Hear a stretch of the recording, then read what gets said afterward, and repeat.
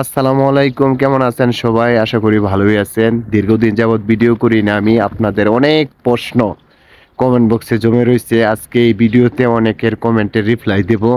অনেক কথা শেয়ার করব মঙ্গোলিয়া সম্বন্ধে, বর্তমান মঙ্গোলিয়ার কি পরিস্থিতি আপনাদেরকে বিস্তারিত জানানোর চেষ্টা করব। ভিডিওটা কন্টিনিউ করুন। তো অনেকেরই প্রশ্ন, ভিসা খোলা আছে কিনা এখন মঙ্গোলিয়ায়, সেই বিষয়টি নিয়ে আমি সর্বপ্রথম কথা বলবো। ভাই দেখেন, মঙ্গোলিয়ার ভিসা কখনোই বন্ধ ছিল না। মঙ্গোলিয়ার ভিসা সবসময় চালু ছিল, এখনো রানিং আছে এবং কি লোক আসতেছে, যাইতেছে, নামতেছে। তো এই প্রশ্নটা আমাকে অনেকেই করতেন যে মঙ্গোলিয়ার ভিসা কি খোলা আছে কিনা, অফ হয়ে গেছে। ভাই মঙ্গোলিয়ার ভিসা রানিং আছে, চলতেছে। তো সর্বদাই আমি একটা কথা বলি, একটি দেশে যাওয়ার আগে অবশ্যই দেখে শুনে বুঝে তারপরে যাবেন। মানুষের কথায় হুট করে ফাইল জমা দিবেন না, হুট করে চলে আসবেন না। অনেকেই বলে দেখি মঙ্গোলিয়ায় এত হাজার টাকা বেতন এবং কি থাকা খাওয়া অনেক কিছু ফ্যাসিলিটি দিয়ে থাকে মঙ্গোলিয়ানরা। আসলে মূলত তেমনটা না। মঙ্গোলিয়া কিন্তু আপনার কিছু কিছু জব আছে, সেই জবগুলোতে অনেক ভালো ফ্যাসিলিটি আছে।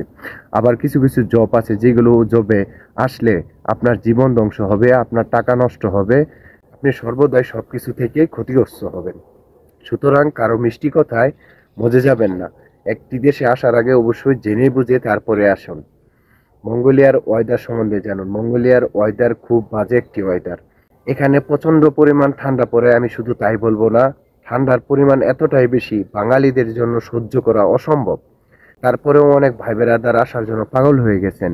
আপনি আগে বুঝে শুনে তারপরে মঙ্গোলিয়া আসেন। আমি কথা বলতেছি, আমার মুখ দিয়া দোয়া বেরিতেছে, তার মানে বুঝতে পারতেছেন কি পরিমাণ ঠান্ডায় মঙ্গোলিয়ায় পড়ে।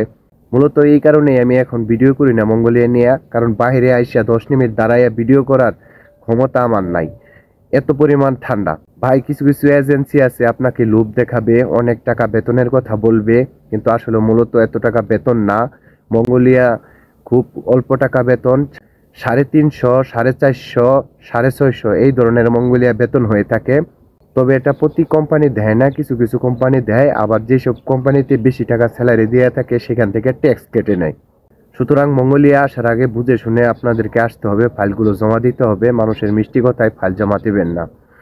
একটি সময় আমি যখন ফার্স্টে একটি কোম্পানিতে আসি, সেই কোম্পানিতে আমাকে অনেক ভালো একটি স্যালারি দিত এবং কি আপনাদের মাঝে আমি সেটা শেয়ার করছি। বর্তমান যে কোম্পানিতে আছি সেই আগের স্যালারির অর্ধেক স্যালারি আমার অলরেডি হয়ে গেছে, মানে একদম অল্প একটা বেতন আমি পাচ্ছি।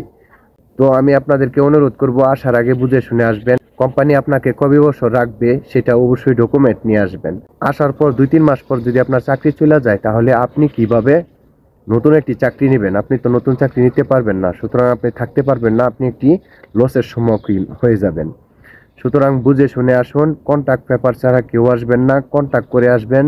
মঙ্গোলিয়ার লেবার ল সম্বন্ধে জেনে বুঝে তারপরে আসবেন, কারণ এরা ইচ্ছা করলে লুক বার করে দিতে পারে কোম্পানি থেকে। মনে করেন আপনি 6 লাখ টাকা দিয়ে মঙ্গোলিয়া আসছেন, 3 মাস ডিউটি করছেন, 50,000 টাকা করে বেতন পাইছেন, তারপর আপনারে বার করে দিল, বাংলাদেশের টিকিট আপনারে হাতে ধরাই দিল। আপনি কিন্তু অন্য জায়গায় চাকরি করতে পারবেন না যদি সেই কোম্পানি আপনারে কাগজ না দেয়। এখন আপনাকে কাগজ দেওয়ার পর আপনি কিভাবে চাকরি খুঁজে বের করবেন, তাও আপনার জন্য অনেক কষ্টদায়ক হয়ে যাবে।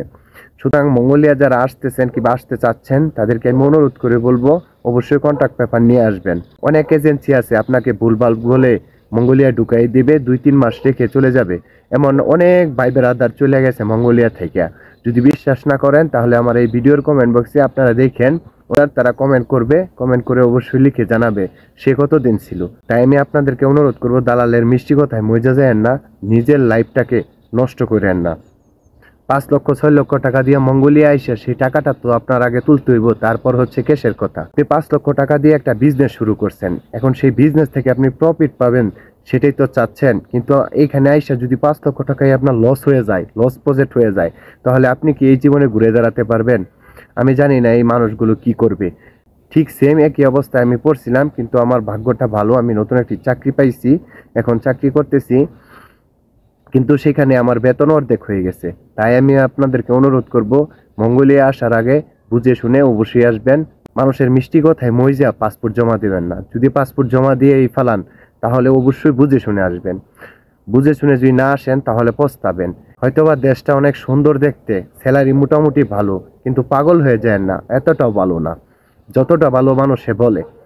আমার নিজের সাথে যখন যা হয় আমি তাই নিয়ে ভিডিও করি। পূর্বে অনেক ভিডিওতে আপনাদেরকে আসার জন্য বলছি, কারণ পূর্বে আমি অনেক ভালো ছিলাম, সব জায়গায় ভালো পাইছিলাম, কিন্তু এখন আর সেই ভালোটা নাই, সেই ভালোটা পাচ্ছি না, কিংবা ওয়েদারটাও সেই আগের মতো নাই। তাই আমি আপনাদেরকে অনুরোধ করব, যাই করবেন বুঝে শুনে আসবেন। মনে করেন ইউটিউবার গড়, এই যে আমার মতো ইউটিউবার গড় কথায় পড়ে ফাঁদে পড়ে কখনো মঙ্গলিয়া আসবেন না, বুঝে শুনে আসবেন, নিজের ব্রেন খাটায় আসবেন। আমি নাও বলতেছি না, হও বলতেছি না, আমি শুধু সত্যগুলো তুলে ধরতেছি। এখন আপনাদের খুশি, আপনারা আসতেও পারেন, যাইতেও পারেন, থাকতেও পারেন, সমস্তটাই আপনাদের ব্যক্তিগত। সবাই ভালো থাকবেন, আজকে এই পর্যন্তই, আল্লাহ হাফেজ।